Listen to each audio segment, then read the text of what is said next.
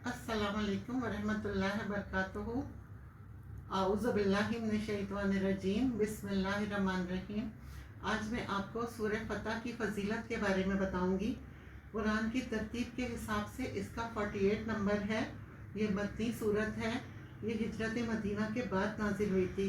इसमें सुलह आज़म का जिक्र है, एक ऐसी सुलह जो सरकार दो आलम सल्लल्लाहु अलैहि वसल्लम की है कि इसके बाद फतोहात के दरवाज़े इस्लाम और पैगंबर इस्लाम के लिए खुल गए।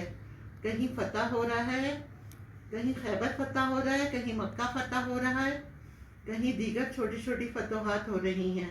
ये सूरत जो है शान इस्लाम का ज़बरदस्त गेटवे बना। ये वो सुलह है जिसको सुलह हुदैबिया कहते हैं।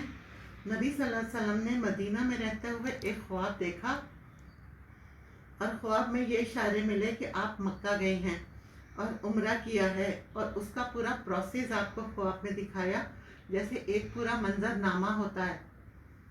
जब सुबह बेतार हुए तो आपने इरादा कर लिया कि हम उम्रा करने जाएंगे। सहाबा कराम को तैयार किया। तकरीबन 1500 सहाबा कराम का काफिला आपके हमरा उम्रे की अदायगी के लिए रवाना हुए। जो ख्वाब देखा था, जाहिर है नबी का ख्वाब था, ख्वाब सच्चा होता है नबी का। हुदैबिया के मुकाम पर जब आपका काफिला पहुंचा, जो मक्के से बाहर है, वहां आपकी ऊँटनी बैठ गई। आपने वहीं पड़ाव डाल दिया और हजरत उस्मान गनी को कासिद बनाकर भेजा कि कुफ्फारे मक्का से कहें कि हम उम्रे की अदायगी के लिए आए हैं, क्योंकि उनको पहले ही इत्तला मिल चुकी थी कि इतना बड़ा काफिला लेकर नबी सल्लल्लाहु अलैहि वसल्लम पहुंच गए हैं। नबी सल्लल्लाहु अलैहि वसल्लम ने सोचा कि कहीं कोई जंगो जदल ना हो और दोनों आपस में मतभेद ना हो जाए, इसलिए उन्होंने हज़रत उस्मान गनी को पहले से कासिद बनाकर भेजा कि उन्हें बताएं कि हम तो सिर्फ उम्रा ही करने आए हैं, हमारा कोई जंग का इरादा नहीं है। हज़रत उस्मान चले गए। जैसे ही वो वहाँ पहुँचे तो ये बात मशहूर कर दी गई कि हज़रत उस्मान शहीद कर दिए गए हैं। कासिद को कत्ल करना उसूल के खिलाफ था और ये एक ऐलान जंग था।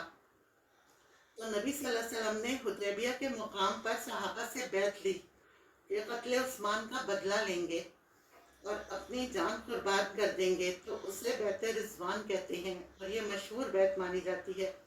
अब ये खबर जब कुफारे मक्का को पहुंची तो वो घबरा गए कि ये तो जिहाद और क़िताल की बातें कर रही हैं। उन्होंने अपने लोग भेजे और कहा कि उस्मान जिंदा सलामत हैं। हज़रत उस्मान आ गए। कुफ़ार ने अपने कासिद भेजे। उन्होंने कहा कि आप इस साल वापस चले जाएं, अगले साल आकर उम्रा कर लें और एक सुलहनामा वो जो काफिर थे वो अपने साथ लाएं। इस सुलहनामे में बज़ाहिर ऐसी शराइत लिखी जिससे मुसलमानों की तज़लील हो रही थी। ये सुलहनामा लेकर वो आ गए। नबी सल्लल्लाहु अलैहि वसल्लम ने जैसे ही सुलहनामा देखा तो आप सल्लल्लाहु अलैहि वसल्लम ने एक नज़र में उसे देख लिया, पहचान गए कि क्या लिखा है। तो नबी सल्लल्लाहु अलैहि वसल्लम ने कहा ये तो हमारे हक़ में है और साइन कर दिए। सहाबा ने देखा तो कहा या रसूलल्लाह, ये तो हमारी तज़लील हो रही है इस सुलहनामा में। उसमें था कि अभी आप वापस चले जाएं और अगले साल बग़ैर असला के आकर उम्रा करें और 3 दिन में वापस चले जाएं। और अगर कोई मुसलमान हो गया और वो मदीने चला गया तो आप उसको वापस कर देंगे, और अगर मदीने का कोई आदमी मक्का आ जाएगा तो हम उसे वापस नहीं करेंगे। उस पर भी नबी सल्लल्लाहु अलैहि वसल्लम ने उसे कबूल कर लिया और साइन कर दिए। नबी सल्लल्लाहु अलैहि वसल्लम ने ये शर्त रखी कि 10 साल तक हमारी आपस में कोई लड़ाई नहीं होगी, कोई जंग नहीं होगी।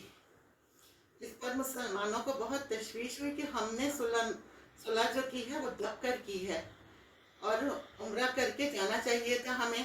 बाज़ जो शीरा नौजवानों ने कहा या रसूलल्लाह, आपने तो ख्वाब में देखा था, कहा था कि हम उम्रा करेंगे, क्या वो ख्वाब सच्चा ना था? आप सल्लल्लाहु अलैहि वसल्लम ने कहा था सच्चा ख्वाब था, लेकिन ख्वाब में ये नहीं देखा था कि उम्रा इसी साल करेंगे। अगले साल ये सुलहनामा कामयाबी की ज़मानत बना। जब यहाँ से फारिग होकर आप वापस जा रहे थे तो मदीने के रास्ते में सूरह फतह नाजिल हुई और इसमें अल्लाह ने बशारत दे दी, इन्ना फतहना लका फतहम मुबीना, यानी हमने आपके लिए खुली फतह का ऐलान कर दिया। यानी इशारा आ गया कि ये जो सुलह हुई है, आप फतवात के दरवाजे دروازے آپ کے لیے کھل گئے ہیں اس میں. وہ جو 1500 صحابہ تھے کھلم کھلا پھر وہ تبلیغ کرنے لگے، کیونکہ اعلان جنگ تو ختم ہو گیا تھا اور معاہدہ 10 سال تک کا ہو گیا تھا کہ امن سے رہیں گے. تو صحابہ کی ان کے اخلاق اور کردار کو دیکھ کر وہ 1500 صحابہ سے 10-12 ہزار میں تبدیل ہو گئے صحابہ. یہ نبی صلی اللہ علیہ وسلم کی دور اندیشی تھی کہ 1 سال بعد کفار مکہ کے معاہدے کے بعد 6 ہجری میں یہ بیعت ہوئی تھی اور پھر 10 ہجری میں فتح مکہ ہوا. اب لڑائی ہوگی. آپ 8 ہجری کو 10 سے 12 ہزار کا لشکر لے کر مکے پہنچے. کفار مکے میں اپنی دہشت، وہ پہلے سے دہشت پھیلائے ہوئے تھے، لیکن نبی صلی اللہ علیہ وسلم کا اتنا بڑا قافلہ دیکھ کر وہ خود پھٹر گئے اور اس طرح بغیر کسی جنگ و جدل، بغیر کسی لڑائی کے مکہ فتح ہو گیا. یعنی 2 سال کے اندر مسلمانوں کو فتح حاصل ہو گئی. اس لیے اس سورت کا نام سورہ فتح رکھا، کیونکہ مسلمانوں کو اس میں فتح مبین کا اعلان کیا.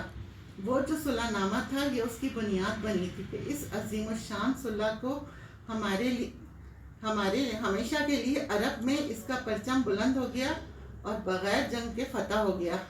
اب اس کے اگر ہم بینیفٹس دیکھیں، یعنی جنگ و جدل کے وقت جو شخص اس کو 41 بار پڑھے گا انشاءاللہ تعالی دشمنوں پر فتح ہوگی اسے.